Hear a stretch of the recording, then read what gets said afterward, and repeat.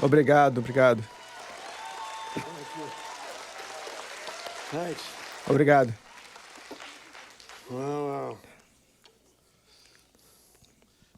A propósito, Ben Fitzgerald, eu penso 3 ou 4 de sua equipe estão indo para a Ucrânia para pregar o Evangelho.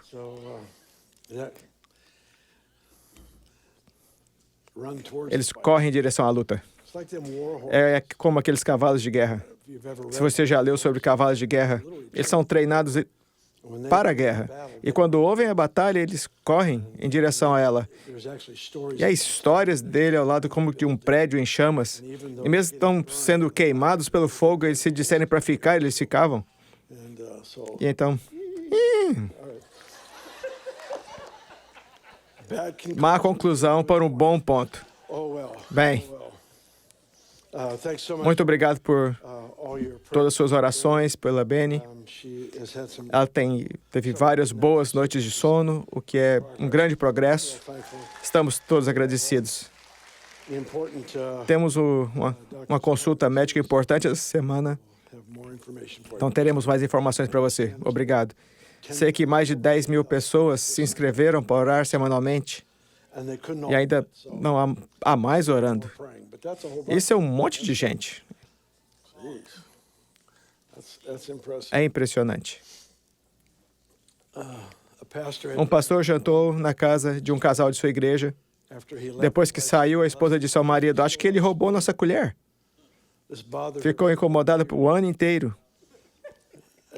Um ano depois, o casal chamou o pastor para jantar novamente.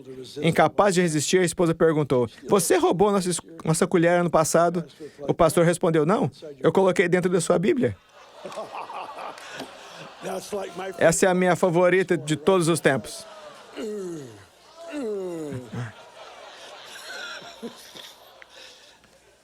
É uma piada ungida. É isso. Ela carrega unção. Meu avô me disse que ele tem que ir ver o Titanic. Desde o início, ele disse para eles não embarcar, porque ele sabia que ia afundar. Mas ninguém escutou. Ele repetidamente continuou até que foi expulso do cinema.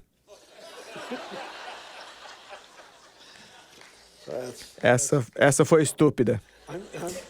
Vou seguir com uma outra besta, mais besta. Mais uma. Minha esposa disse que eu tenho 2 defeitos. Eu não ouço e algo mais.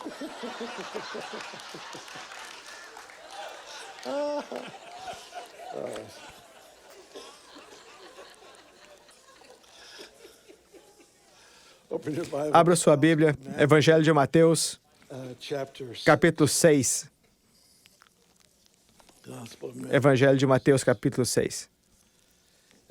Na verdade, ontem, eu estava pensando e orando sobre isso hoje.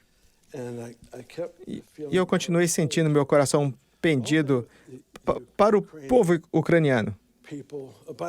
A propósito, quantos foram ao Festival de Culturas ontem à noite? Eu amo muito esse evento.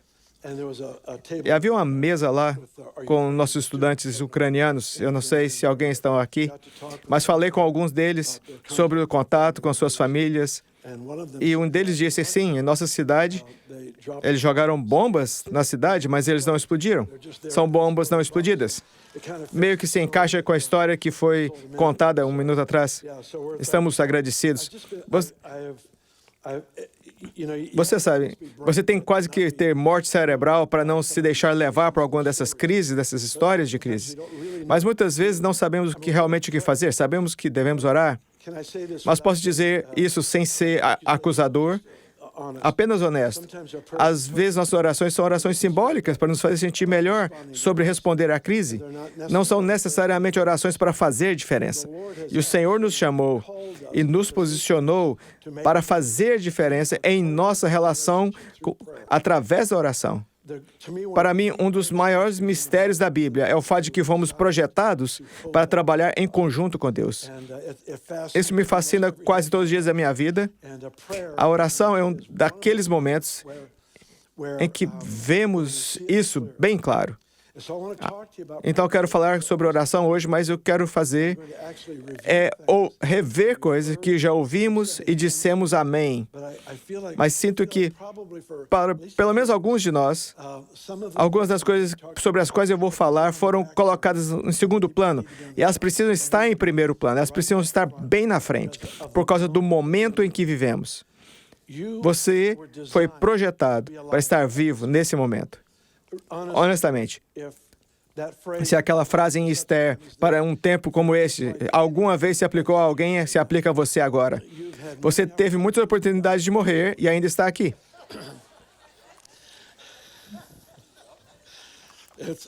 É verdade? Vamos ser honestos. Toda vez que você dirige pela rua, alguém poderia ter um ataque cardíaco e entrar na sua frente, pronto. O ponto é, Deus estrategicamente arranjou para você, como um representante do seu mundo, estar posicionado aqui para fazer a diferença. Quando Ele nos deu a tarefa de orar, Ele nunca nos disse para orar para nos manter ocupados. Ele não criou a oração como uma atividade cristã para ocupar nosso tempo, ou para ocupar nossos pensamentos, ou para nos envolver emocionalmente, sabendo que nunca veremos o cumprimento do que estamos orando. E só para nos manter esperançosos até morrer ou Jesus voltar. É um insulto ao propósito da oração. O propósito da oração vem deste lugar onde ele diz, suba aqui. É um relacionamento com o coração do Pai. Aqui o que está que a Bíblia diz. Número 1, eu fui abençoado. Efésios 1:3, eu fui, no passado, abençoado com todas as bênçãos espirituais em Cristo nas regiões celestiais. Está tudo na minha conta. Aviso, não está tudo em meu poder. A vida cristã é o aprender a fazer retiradas. Muitas pessoas se vangloriam de ter tudo, mas não podem mostrar nada.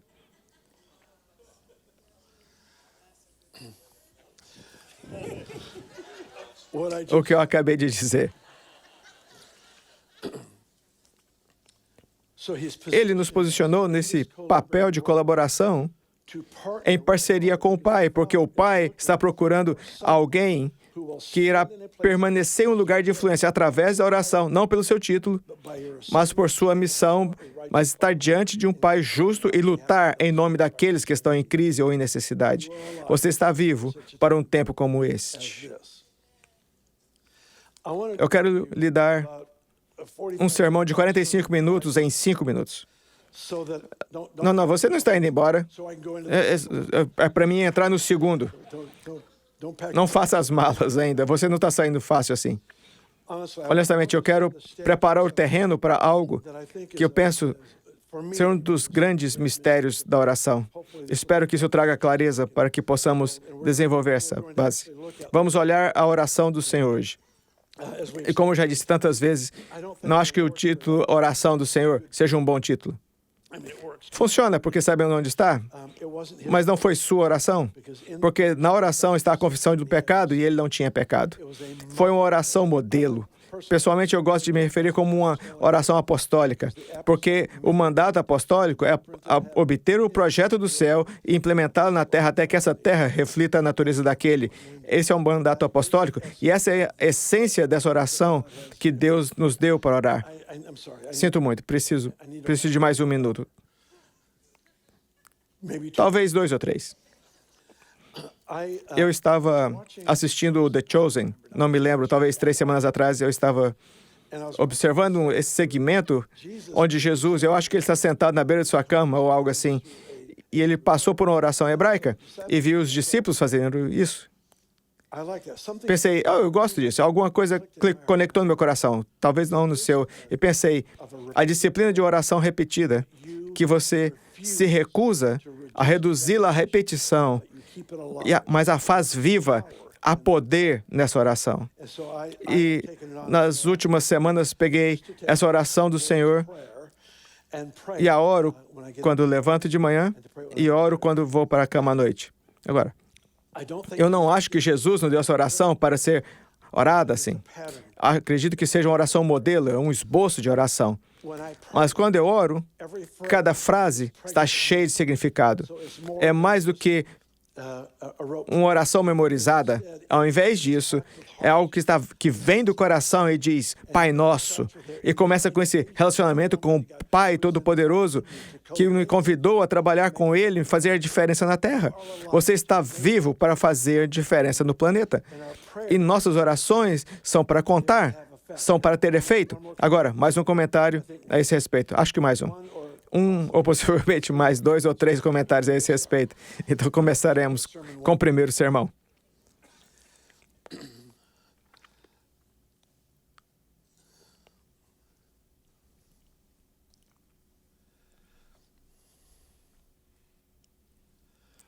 Quando Ele nos convida a entrar nesse lugar para orar, não é como se eu tivesse sido designado a persuadi-lo. Fui designado para me envolver com Ele. Falaremos sobre isso mais tarde. Para um tempo como esse, Ele não nos dá o exercício da oração para nos manter ocupados. Ele nos dá a tarefa de orar por causa da sua intenção de cumprir as orações que oramos. Existem 2 tipos básicos de orações que eu quero ver rapidamente. E veremos se podemos entender isso. Vá para Mateus 6 e vamos começar com o versículo 7. Esse é o sermão de 5 minutos. Começa agora. É melhor eu me apressar. E orando, não useis vãs repetições, como os gentios, porque presumem que pelo seu muito falar serão ouvidos. Não vos assemelheis, pois, a eles, porque Deus, o vosso Pai, sabe o que tendes necessidade antes que peçam. Amo isso. Ele diz, quando você orar, não repita a sua oração várias vezes. Os pagãos oram assim, porque eles pensam que orando uma oração repetida às vezes, pensam, vão ganhar a resposta.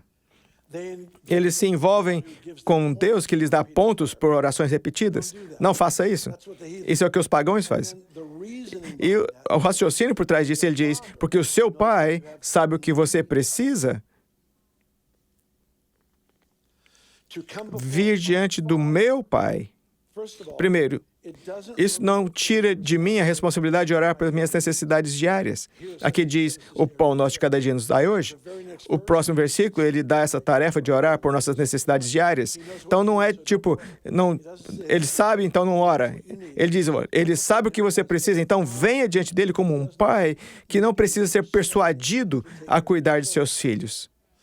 Faça parte da economia expansiva do céu, onde, em sua parceria, você entra em acordo para ver a liberação do seu suprimento e sua abundância, mas vem de um coração de um pai que conhece as necessidades de seus filhos. Ele não é o gerente de um orfanato, o zelador de um orfanato, certificando que você tenha 3 refeições, uma cama para dormir, um casaco para vestir no inverno. Ele não é alguém que apenas cuida de suas necessidades, mas tem seu desejo em outra coisa. Não é assim que ele é. Ele é um pai que cuida de suas necessidades, então traga diante dele. E porque você sabe que ele é um pai amoroso, porque você sabe que, como ele é, sabe que então não precisa repetir 100 vezes, porque ele já te ouviu na primeira vez. O pão nosso de cada dia nos dai hoje. Se você repetir a oração, isso não significa que ele não vai prover. Isso é só um mal entendido de quem ele é como pai. Foi melhor do que a sua resposta, eu sei disso, com certeza. Agora vá para Mateus 7 e vamos ver a outra parte disso. Mateus 7. Pedi e dar-se-vos-á, buscai e achareis, batei e abre-se-vos-á. Pois todo o que pede, recebe, o que busca, encontra, e o que bate, abre-se-lhe-á. Na língua original, diz, peça e continue pedindo. Capítulo 6, não continue pedindo. Capítulo 7, continue pedindo. Amo isso. Amo esses conflitos na Bíblia porque são convites. São convites. Muitas pessoas tomam os pensamentos conflitantes e se livram de um e apenas ficam naquele com o qual concordam ou entendem. Esses dois trabalham juntos. O que é isso? Número 1, ele diz em João, em Marcos 6, Mateus 6, um dos caras que disse, e nós lemos, seu pai sabe o que você precisa. Não faça aquele tipo de oração repetida. Mas quando chegamos no capítulo 7, ele diz, bata e continue batendo, busque e continue buscando, peça e continue pedindo. Por quê? Versículo 11. Se vós que sois maus, sabeis dar boas dádivas aos vossos filhos, quanto mais vosso Pai que está nos céus dará boas coisas aos que lhe pedirem. O capítulo 6 são necessidades. O capítulo 7 são sonhos.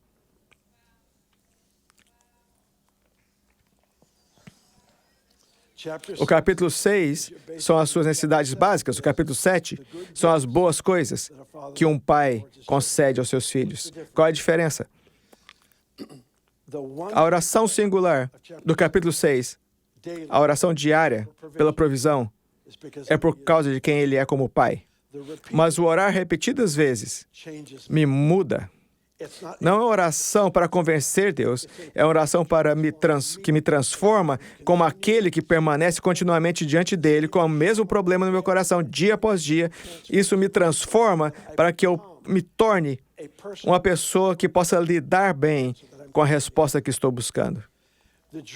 Os sonhos que enchem esse lugar nasceram em seu coração por Deus, mas muitos de nós não têm confiança de permanecer diante dele em oração, porque às vezes sentimos como, ele não respondeu a primeira vez, não deve ser a vontade dele, ou eu jejuei 3 dias e nada aconteceu, e sacrificamos aquilo que ele fez nascer em nós, que colocou em nós. Ele nos dá a tarefa de bater e continuar batendo, porque algo muda em mim quando me envolvo com Ele. E quanto mais se envolve com Deus sobre um determinado assunto, mais Ele o transforma na pessoa necessária, capaz de lidar adequadamente com a resposta. O primeiro sermão acabou. Vamos à oração do Senhor. Versículo 9. Mateus 6. Muitos de vocês podem citar isso, mas eu te encorajo a ler a sua Bíblia, algo sobre vendo e dizendo. Versículo 9, Mateus 6. Assim, Pai nosso, que estás nos céus, santificado seja o teu nome. Venha o teu reino, faça a tua vontade, assim na terra como no céu. O pão nosso de cada dia nos dai hoje, e perdoa as nossas dívidas, assim como nós perdoamos os nossos devedores. Não nos conduz à tentação, mas livra-nos do mal, pois teu é o reino, o poder e a glória para sempre. Amém. Volte ao versículo 9. Pai nosso.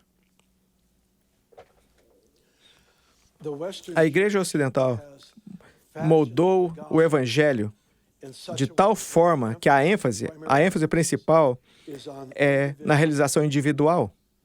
A realização do meu chamado, a realização dos meus sonhos, a realização do que eu quero ver para a minha família, minha descendência. Há um lugar para isso, porque Deus não tem netos. Todos devem vir em relação pessoal com Ele e colocar sua fé em Cristo para sua salvação. Há o indivíduo, mas me escute, algumas orações são tão grandes que não podem ser respondidas ao indivíduo, elas só podem ser respondidas no todo. Para um corpo, para uma família de igreja, até mesmo uma nação espiritual. Pai nosso, não meu Pai. Pai nosso, que estás nos céus. A Bíblia diz que estou sentado com Ele em lugares celestiais. Esse tipo de oração não sou eu no meio de um problema, gritando para Deus que espero que me ouça para que Ele possa vir e me resgatar. Em vez disso, sou eu, aquele que foi ressuscitado no Cristo ressurreto, para estar com Ele e se envolver com Ele, para ver o seu propósito, seus planos, seus desejos realizados no planeta. Qual é a sua vontade? Na terra como no céu. Esse é o mandato que nos foi dado. Tudo é medido por esse mandato. E então começamos com Pai Nosso. Uma das coisas que é muito difícil para nós lidar no mundo ocidental, na igreja ocidental especificamente, é esse pensamento de que uma pessoa pode pecar e isso tem um efeito na vida de outra pessoa. Bem, isso não está certo, mas é verdade? É uma realidade? É uma realidade? Não é que ficamos sem perdão por causa das escolhas dos outros, mas significa que somos afetados. Quando Caim matou Abel, Deus apareceu e ele disse, onde está seu irmão? E sua resposta foi, sou guardião do meu irmão? E a resposta é, sim. Na verdade, você é. O que nem sempre entendemos é que somos membros uns dos outros.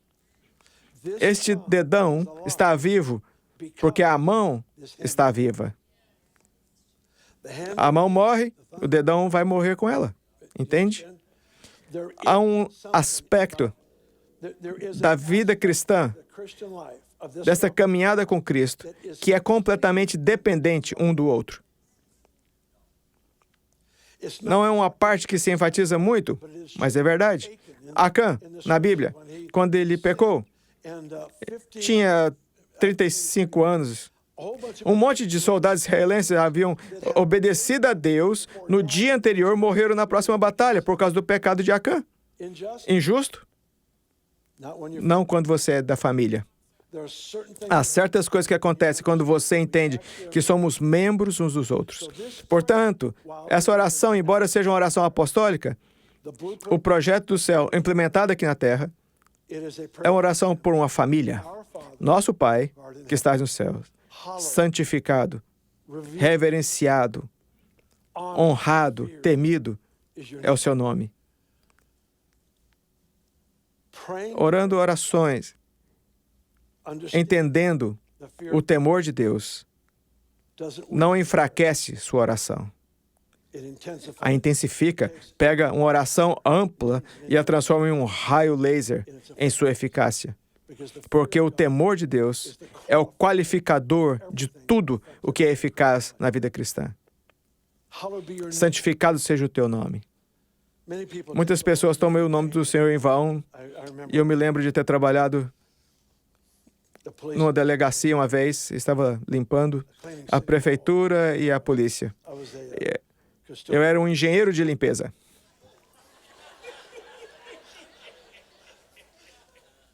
Zelador, um zelador. E eu me lembro quando eu estava na prefeitura, um cara gritou, Jesus Cristo, e ele estava trabalhando na prefeitura. Eu disse, se você o conhecesse, não usaria seu nome assim. Me entristece ouvir isso, seja na TV ou com outra pessoa. Não sinto a necessidade de tentar corrigir todo mundo, mas acontece ocasionalmente.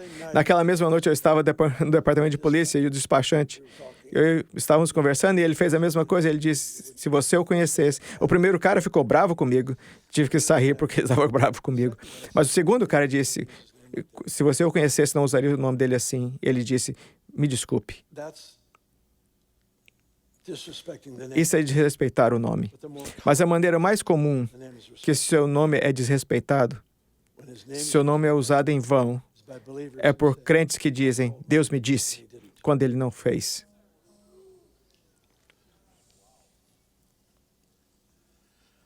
Santificado seja o teu nome.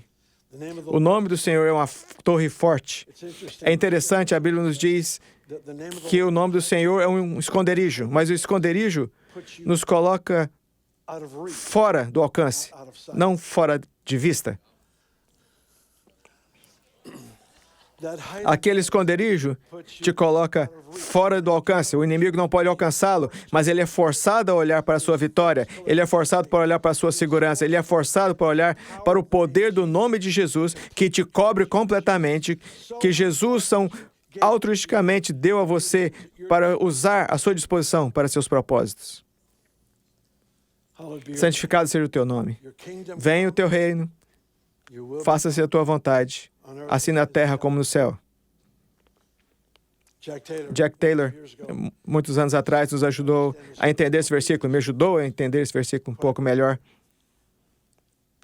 Por causa do tempo verbal que está além da minha capacidade, não tenho que dizer, o Jack sabe. Especialmente agora, porque ele está no céu. Então, ele disse, o tempo verbal aqui, venha o teu reino, faça-se a tua vontade, na verdade pode ser dita assim, vontade de Deus seja feita, Reino de Deus, venha. Vontade de Deus, seja feita. É, na verdade, um comando. É um comando. Não é uma ordem dirigida a Deus.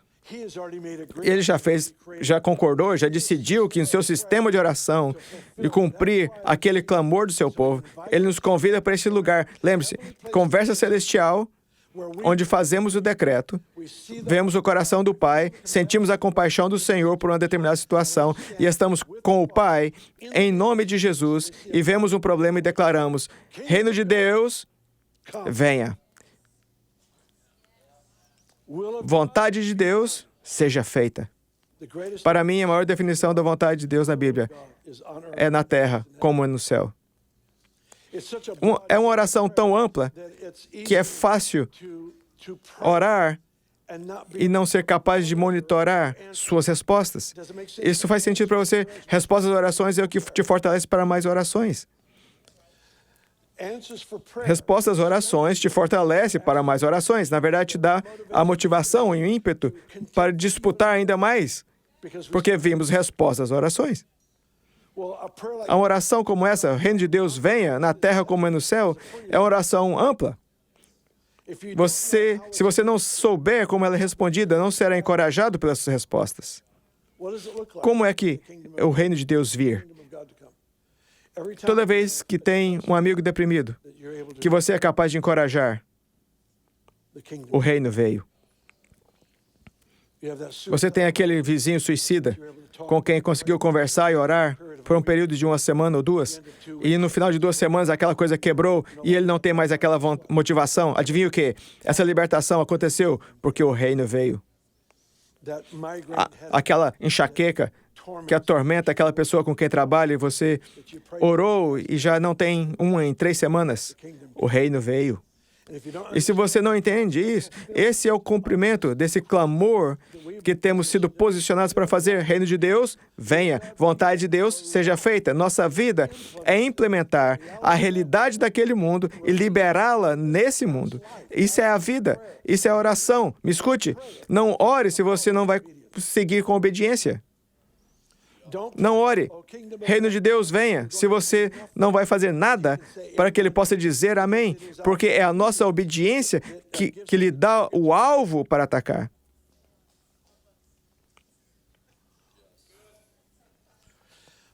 Pensei que sim. Acho que foi um bom ponto. Estou trabalhando duro de qualquer maneira. O pão nosso de cada dia nos dai hoje. Perceba essa oração. Nos dê. Essa oração é uma oração não pela minha provisão, é uma oração pela nossa provisão.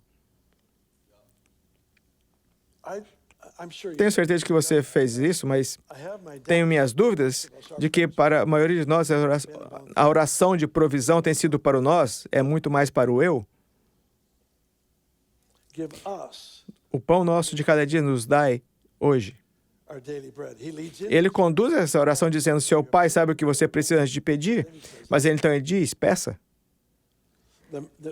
A mera postura de pedir mostra, número 1, a minha obediência.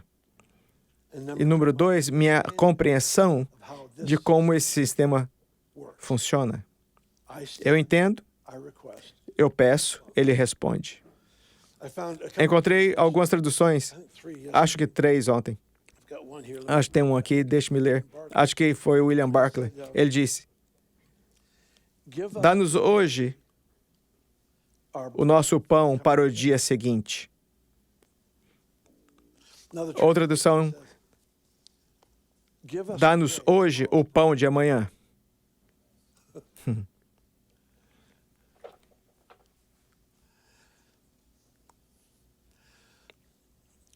Muitos de nós estamos acostumados com Deus respondendo orações às 23h59. Mas isso pode não ser pelo seu desígnio, pode ser porque é quando oramos de verdade.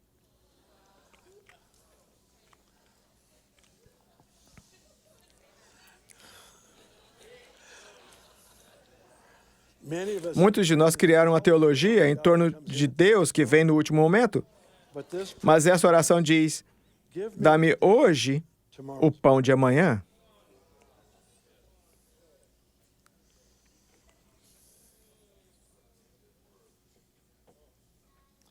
Para mim, essa é uma oração de abundância incomum. Aqui está o problema com a maneira como muitos de nós vivemos a vida. É que sentimos que nossas promoções, nossas bênçãos, nossas respostas à oração, nossas vitórias são para nós, não percebendo que a vitória tem que beneficiar as pessoas ao nosso redor ou foi mal utilizada. Quando você ora, oh Deus, aumente a unção na minha vida para a cura. Para quem que é? É medido pelas outras pessoas que você toca. A questão é, quando oramos Pai Nosso, estamos dizendo, Deus faça algo em mim, em nós, que beneficie o todo. E no momento que a minha disputa por vitória atinge um lugar onde penso que é sobre mim, a vitória para. Não há limite para o que Deus liberará sobre o indivíduo se, à medida que for liberado sobre ele, foi para beneficiar as pessoas ao seu redor.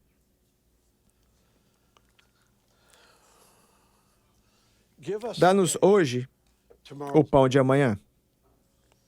Eu gostaria de sugerir que na maturidade o Senhor está nos levando a um lugar onde Ele pode confiar em nós com mais do que precisamos para o agora, porque já estamos envolvidos com o dê-nos esse dia. É sobre nós.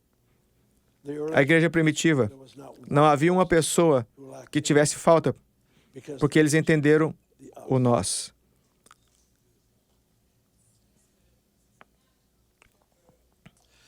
O pão nosso de cada dia nos dai hoje. Nos dê hoje o pão de amanhã. E perdoa-nos as nossas dívidas, nossos pecados, assim como nós perdoamos os que pecaram contra nós. Essa tradução que vi ontem, gostei. Perdoe-nos nossas falhas em nosso dever para contigo, assim como nós perdoamos aqueles em seus deveres para conosco. Eu não sei se você está vendo isso. A oração por provisão é uma responsabilidade diária. Número 2, o arrependimento, a necessidade de confessar o pecado da menor atitude errada. Não é um jogo de culpa e vergonha. É uma sensibilidade ao coração de Deus que é tão constante que eu não quero terminar nem um dia com a atitude que estava errada, uma palavra descuidada que foi dita e que não fosse tratada. A Bíblia diz, não deixe o sol se pôr sobre a sua ira. Não vá para a cama com raiva. Por quê? Porque se você fizer isso, essa coisa vai fustigar em seu coração, estabelecer raízes e começar a afetar a sua personalidade. Fica profundamente enraizado. E esse é um estilo de vida de arrependimento e perdão que deve ser mantido todo santo dia. Perdoa-nos nossos pecados. Nós. Assim como nós perdoamos aqueles que pecam contra nós. E não nos conduz à tentação, mas livra-nos do mal. Não nos conduz à tentação. Essa é outra daquelas ideias conflitantes da Bíblia, das quais eu gosto muito.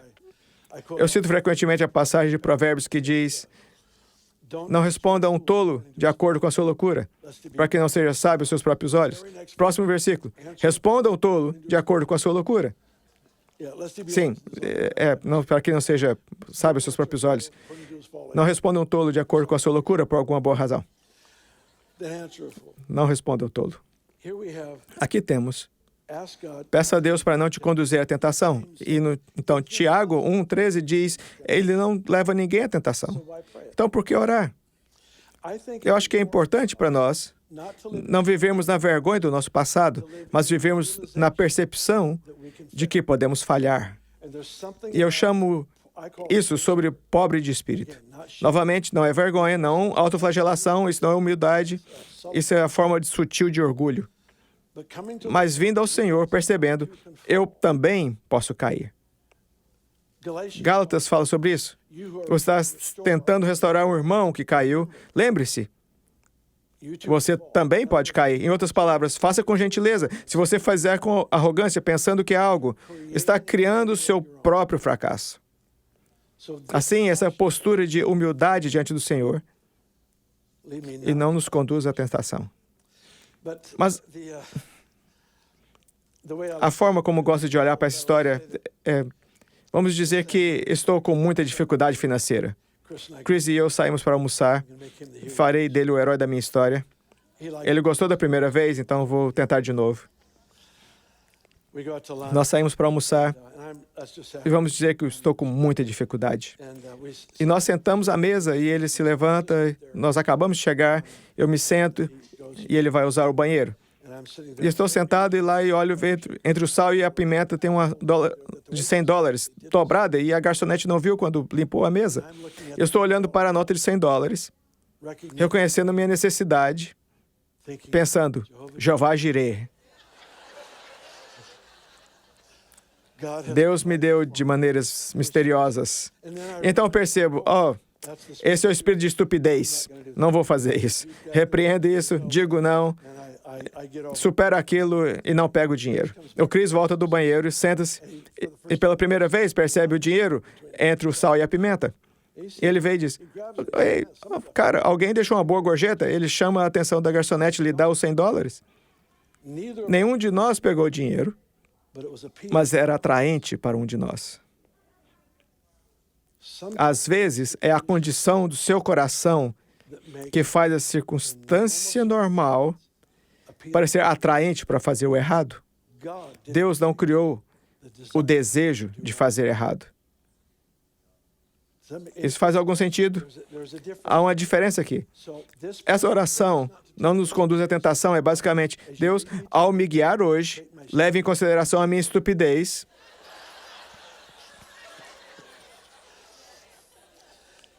Você sabe coisas sobre mim que eu nunca vi, que eu não sei, provavelmente um monte que eu não estou nem disposto a admitir. Mas, por favor, ao me guiar hoje, eu só quero honrá-lo. Isso faz sentido? E não nos conduz à tentação, mas livra-nos do mal.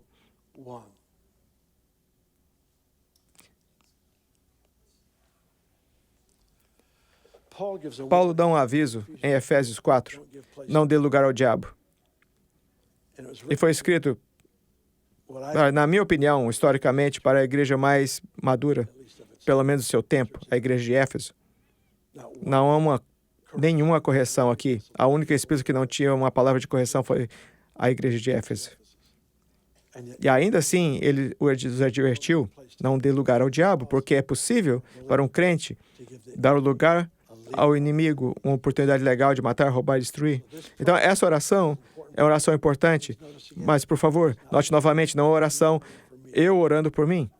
Sou eu orando por nós. Não nos conduza à tentação, mas livra-nos do mal. Fique de pé, eu vou terminar com mais um ponto. Se você ficar de pé, eu tenho que terminar.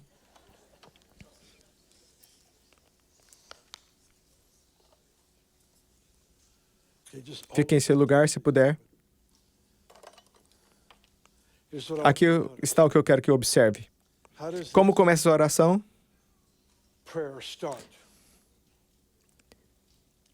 Pai Nosso. Como ela termina? Porque teu é o reino. Você pode passar por toda a oração e perder o ponto principal. Cada informação e conversa sobre o reino de Deus é sobre família. Pai Nosso, pois teu é o reino. Todas as questões do reino são questões de família. E você pode dizer, eu venho de um lar ruim, não sei como isso pode se aplicar. Ouça, se tivesse aqui alguém com a família mais perfeita do planeta, ainda não se aplicaria diretamente a você. Se aplica a nós como família de Deus. A família na Terra é uma sombra do que Deus nos fez para sermos juntos. Porque teu é o reino, o poder e a glória.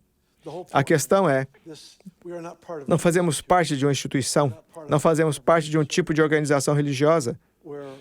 Somos uma família viva, membros uns dos outros. Quando falamos em buscar primeiro o reino, estamos, na verdade, falando sobre o privilégio de lutar em nome de outra pessoa para provar a beleza e a maravilha da vontade de Deus em sua vida em um nível que eles nunca viram antes.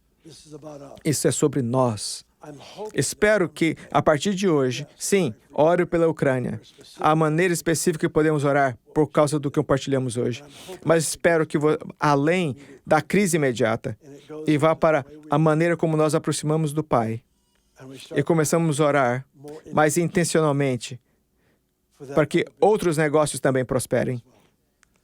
Para que a outra família conceba e tenha um filho. Para que a outra família... Tem alguém bem aqui que está pedindo para ser capaz de conceber e você não tem sido capaz de conceber. Eu acredito que é uma palavra do Senhor para liberar esse dom para você. Isso, bem ali, eu vi. O Senhor está liberando essa graça, eu acredito, sobre essa família da igreja para também orar as orações de nós, as orações de nosso Pai Nosso.